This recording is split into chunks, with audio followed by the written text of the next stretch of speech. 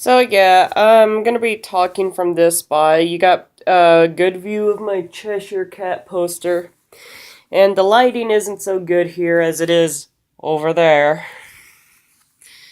Yeah, you got a good little kitty here, yeah. But this is part two of there was some fuzz on my phone of my map of days video. Now, last time the last I left off was that the gang decided uh, Bronwyn, well, Bronwyn, Millard, Enoch, and Olive wanted to join in on this little uh, mission thing because Miss Peregrine is, you know, not being a good parent, I suppose. So they decided, like the ones that wanted to join in on this can, help out and, work in teams and, circulate the teams, kind of like in shifts. So for the time being, they decided to have, Emma and Jacob decided to have Millard and Bronwyn join because Millard's invisible and Bronwyn's the muscle. And Enoch wanted to join because, he knows cars. Like, he knows cars. And fun fact, apparently, Abraham Portman has a safe house in the same neighborhood that he lived and died in. It's like literally right around the bend of his neighborhood. All you have to do is go into his bunker, find a secret door, go a few yards in that direction, and then you'll find an empty house that looks really livable, really nice too. And there's a garage in there, and it has two cars. One looks like a classic British muscle car, and another one just looks like an ordinary car that you could see pretty much any person drive around in, any elderly person drive around in, I should say. So Jacob decides to take the British muscle car. I think it was something Aston 1974 car. I can't remember. Enoch would know. He knows cars. I'm sorry. I don't know cars, guys. I'm terrible at this. But Enoch decides to come along because, considering that he knows cars intimately, he'll be able to fix a car in case it breaks down. And, Emma, with her fire abilities, ends up helping the car too. Spoiler alert. That one's being weird. Yeah. But then they decide to go on their first road trip. I think, I don't know who did it, but one of the characters knocked out Miss Peregrine with Mother's Dust, which is this little powder from a character with an interesting peculiarity who has this healing ability where she can scrape off a fine powder from her own body that works as an anesthetic. Like, it can knock you out, but it also heals you. So they decide. So one of the characters, I don't remember which. I think it might have been Millard. He used a handful of that on Miss Peregrine to keep her knocked out for a good while. And they head out on their road trip and head up to northern Florida and come across this tourist trap that seems remarkably abandoned, but uh, apparently once the people working there dressed up as clowns and a mermaid with a clown mask on it recognizes that there's peculiars there, they kind of use their abilities to try and ensnare people to, I don't know, get stuck there. They manage to escape, and they manage to get over to this crappy hotel on the side of the road, which apparently has a loop where you can go back to God knows how far back, maybe the 70s. And they drop off their package, which to an old lady who has like three teacup poodles. And apparently the package was dog biscuits, which apparently is a special kind of dog biscuit, and dogs are a special kind of peculiar dog, mainly because I assume that you know ordinary normal animals can't go through loops. So yeah. So moving on from that, apparently there's highwaymen that like to patrol the roads and try and uh, take peculiars and brainwash them to work for them as their slaves, or to go up to these loops and order protection fees from them. Very gangster mafia, I think. You know what I'm saying? I mean, if you've ever played Scarface, I think you can understand where I'm going with this. They managed to either kill or scare away the highwaymen, though. And also, funny enough, somehow the highwayman managed to well, not total, but wreck the engine of the car that they're driving in. So they had to get Enoch and Emma to fix it before they had to go and go outside and go to another loop, which takes them further back in time, straight up to the 60s in Georgia. And they ended up encountering a lot of hullabaloo in there, such as suspected uh, racism, because they decided, they're hungry. They wanted to go eat out at a restaurant. But the person that they're relying on as a guide to take them over to this loop called Portal in Georgia, uh, well, he refused to step inside the restaurant because he's black. And, well, the thing is despite the fact that the restaurant didn't have a whites only sign on it, he says it doesn't matter because even if like it doesn't have a sign on it, they're not gonna let him in. And because the peculiar kids also experienced their own form of discrimination, they decided just to not go up to the restaurant anyway. And because they're in the 60s driving a 70s car, well, they're kind of getting a lot of people going up to them like, excuse me, are you kids supposed to be out of school, or what car is that? What are you driving? What is this future mobile here? What is this thing? And apparently back in the day, I was not aware of this, but I should have assumed.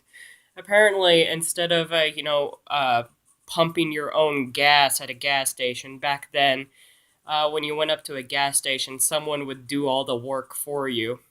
And considering Jacob has a 1970s car and he's in the 1960s, people over at gas stations would take their time filling up his car full of gas and squeegeeing the car, cleaning it and everything, while asking him questions like, "Where are you guys from? What car is this? What year is it?" All those awkward questions. And, of course, they considering that the kids are assuming that they're being hunted by Miss Peregrine and they really want to do their mission like really bad and they don't want to screw up and get grounded by Miss Peregrine, possibly for life. They're kind of just relying off of gas station food and all that. They haven't even had a proper meal in God knows how long. So they're just going over to gas stations to, relieve themselves and get some coffee and some snacks and all that. And it's kind of depressing. Then again, I can kind of experience that and relate to that off of a road trip. So when I went to California, so yeah, road trips suck if you think about it. And it's like right around this point in the book where you kind of start to see Jacob and Emma's relationship start to strain a little bit. Like Emma is starting to build up walls between herself and Jacob. Like Jacob's like, "Hey, baby, what's going on? Are you okay?" "I'm fine." It's like, "Okay, you're definitely not fine, but sure, whatever floats your boat, babe." And then they finally go over to Portal, which apparently the loop there is through a cornfield, and they have to like literally fast and furious over to the loop there through a cornfield with a 1970s car. And apparently the kids hated it. Apparently Millard, he's unfortunately he kind of got car sick through the whole situation. Poor guy. I mean, I love Millard, so I don't like seeing him go through hell. So, but they finally make it there, and apparently, it's a it's an interesting kind of loop. Apparently, we learn that over in America, there's a in Europe, basically, inbreeds can pretty much collect any kind of peculiar they want, regardless of their abilities. Like, "Oh, you're invisible? Come over here. Oh, you have super strength? Come over here. Oh, you can actually float in the air? Come over here. Oh, you can actually spit fire out of your mouth? Come over here." All that stuff. They actually don't, pick and choose any kind of person's ability. Like, a peculiar is a peculiar. They group them up into a loop and, keep them there for safety, because, everyone needs to be safe. But over in America, some people kind of do it differently. They have loops over there, and it's not just in America. It's in certain other places outside of Europe. I've heard from the book where they have loops full of people with the exact same ability. Like there's loops with people that float in the air and they have nets to keep them from like going up to the stratosphere. They have loops with people that have Fiona's ability where they can control plants, and they have this whole village made out of trees, like tree houses and stuff, and that sounds very fascinating. And then this loop over in Portal, Georgia, is pretty much full of people that have divining abilities where they can sense things, like they're psychic. And that's kind of cool because we finally got something similar to certain psychic abilities we have in modern day and age instead of, fantasy abilities like we see in Harry Potter and X-Men. You know what I'm saying? We kind of got something that's almost realistic. I mean, that is if you believe in that sort of thing. Whatever. But Loop does have a few other people in there that uh, aren't diviners. There's like a person that can turn gold into aluminum, but I mean, unless you're trying to make aluminum foil, it's not that good of an ability. Sorry. But apparently, we get to learn. The kids finally get to have a good, proper meal, and we get to learn a little bit more about Abraham H. And apparently, Abraham had another person with him, a girl named V. And a curse of course, Emma was really not happy hearing about it, and Enoch was making, snide marks about it, like what he does. And of course, Jacob is really starting to think that Emma is isn't over Abraham, like not even a little bit. Like Emma at the beginning of the book said that she was in love with Abraham, but now she's in love with Jacob. But now there's an increasing amount of evidence that she's still not over Abraham. And of course, like they drop off their package and they get their next mission and they're sent over to a fast food joint. Funny enough, and they're driving over there, and apparently the fast food joint is it's a funny place because they just drive over there and it's empty. It's dead. Like they go over there 3 in the morning. There's one person working there, and they decide to go to the drive-through. Which as soon as the thing turns on, Bronwyn panics and breaks the drive-through thing. So instead, they go over to the window itself, and they ask for their orders, and basically, like Millard, being a smart guy himself, deduces that if you order a number one combo, a number two combo, a number three combo, you're probably going to get some goodies. Like Happy Meals, if you know what I mean. So, and apparently the dude working there, who's probably just a teenager, and he was like talking to Millard because Millard is like, "Excuse me, what can we get for the number two combo?" Like the guy didn't bat an eye. Like Jacob was thinking maybe this dude's high, but then the guy handed Jacob like a clue to their next location, which took place in Manhattan, Brooklyn. It was New York. And then the Millard, after the kids finish eating their fast food burgers, they go ahead and decide. Millard decides, let's try again. Let's go ahead and go up to the drive-through. And then Millard orders the number three combo, which gives him a bunch of fries and onion rings, and a grenade at the bottom of the bag, which Jacob leads Jacob to think that maybe it's a weapons depot. uh, Wow, I wouldn't have guessed. Maybe it's like one of those things from like Breaking Bad. You know what I'm saying? Be careful about those fried chicken restaurants. Is that what? Is that where Ransom Riggs got the idea from? Wow, genius. But then they go ahead and drive all the way up to New York, and uh,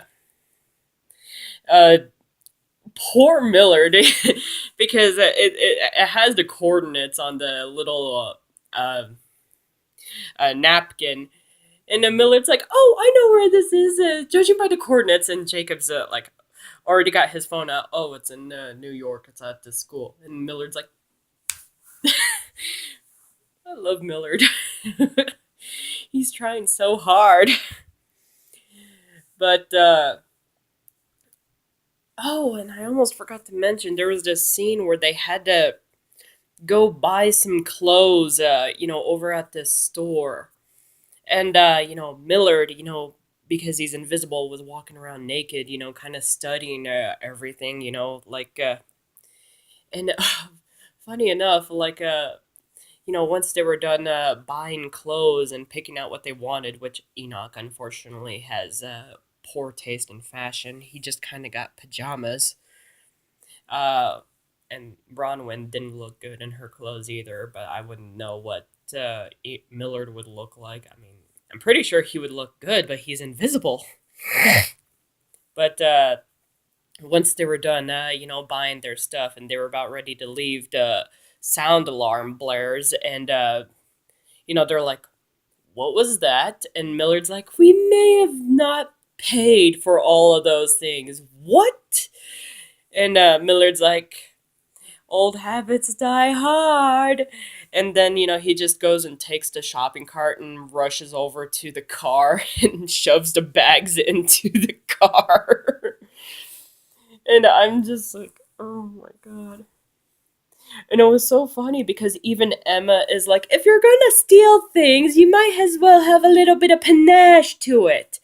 And Millard's like, I knew about the security cameras, I didn't know about the alarms. And I'm like, yes. But anyway, those are my fangirl moments right there about Millard being Millard. I mean, look, I like Enoch and I like Sharon, or is it Sharon? I don't know how his name is pronounced. I like him though. He's a funny, morally ambiguous guy. But Millard is my number one. Number one. But then they finally make it to the school, and they see it, and they're just like, this is probably a bad idea. We don't know what we're doing. We don't even know what she looks like, and we don't know how to approach this peculiar girl. Well, let's just go ahead and stay at a hotel. So they go to a peculiar hotel, which Jacob found out about from his grandpa's postcards that he sent to him. And apparently, it's a really swanky hotel that apparently caters to people of all kinds of peculiarities. Like, apparently, even like people that float, apparently, people that have plant abilities, apparently, people that have, peculiarities that can work with animals.